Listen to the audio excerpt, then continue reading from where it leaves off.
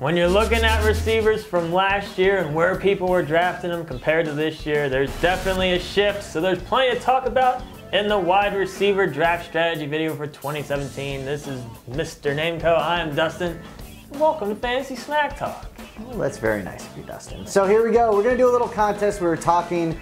I don't even know how we got here. But Dustin, what do you want to do? Explain to them what you'd like to do.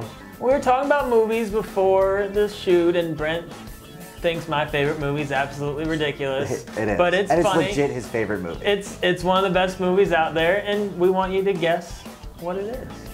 So guess my favorite movie, and we'll give you a t-shirt. No clue? Clue at the end. It's terrible, I'll give you that clue now. We'll give you a clue at the end. It's legit not good. And Brent will give you a clue too. Oh, I hope someone gets it. I hope someone defends how good of a movie it is. Nobody's getting it. So let's take a look at the wide receivers. When you look at last year, oh no, running backs, receiver, receiver, receiver.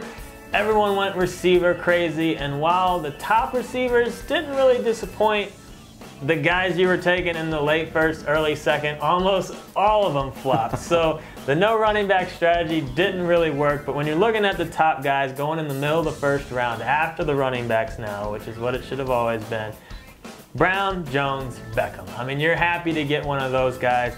And then, you know, late first, early second, you still got a lot of talent with Evans, Green, Nelson, Thomas, Hilton. That's kind of where we see the drop-off once it goes to, you know, Cooper and Dez. I mean, there's still some excitement there, obviously, with those guys, but that's kind of where we see the drop-off. But with the landscape kind of changing a little bit, with people going later with quarterbacks, later with tight ends because of all the question marks, most people are going to be going wide receiver, running back, wide receiver, and some type of combo there. I mean, obviously, there'll be some people that might double up in those positions, but in most drafts, I'm probably going to be trying to get one of each of those positions if it makes sense at that point. And then after that, what's really important is tiering. So go get our draft guide. We have them tiered because the guys kind of after what Dustin was talking about, you're looking at the Hopkins, the Cooks, the Baldwin, you know, the Thomas of the world. So, and that's Demarius.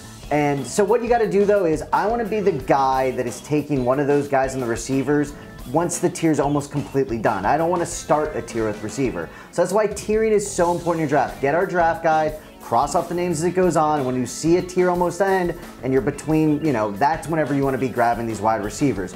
Also, most important in the middle rounds is your settings. Is it a point per reception league? If so, guys like Landry, Crowder, those are the guys you want to look for. The guys that are getting a lot of targets, a lot of catches. Overall, I'm a big fan of targets in general, but in point per reception leagues, it's even more imperative that you take a look at that.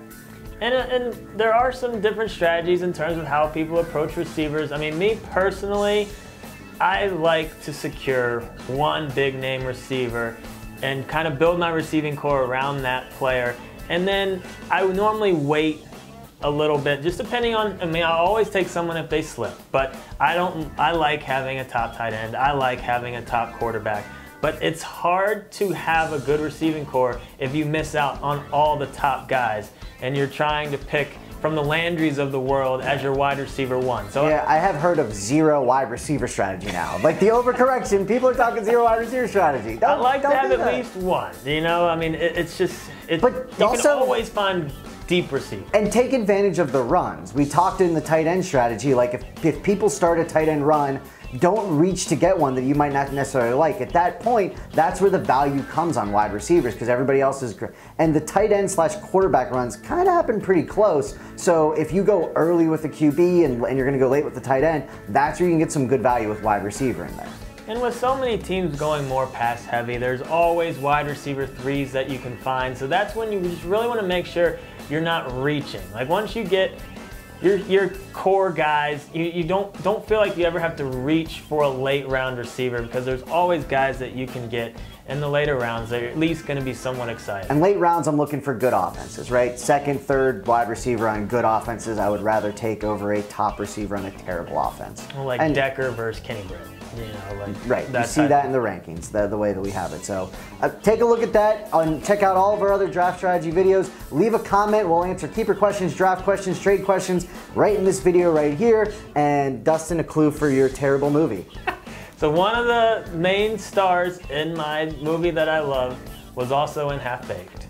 And he wasn't like a main guy, is what I'm going to add to that, because Dustin explained to me and I didn't even know there. I want just a little bit of a hint. It's so hard. No one's gonna. It's easy to say what's a terrible movie. I'll give you another hint. And he's weird. 95% of the world probably hates this movie. It's weird that Dustin really likes it. And I tried to watch it by myself and I couldn't even.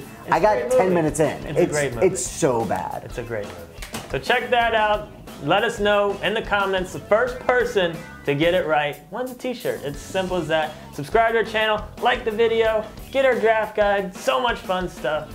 And you can take multiple guesses, just don't list every movie that was ever made, because I ain't reading through all of it like that. No, it has to be one guess per comment. Yes. One guess, yeah. Dustin's so excited about this one. And I hope everyone watches it after they know what it is. You know what? You're going to think so much less of Dustin after this, so I'm excited for this contest. That's fine. That's terrible that I'm excited for you to think less of Dustin. I guess I'm an awful person to it. My taste of movies is weird. It's not weird, like dude. most. It's weird. It's an underrated movie.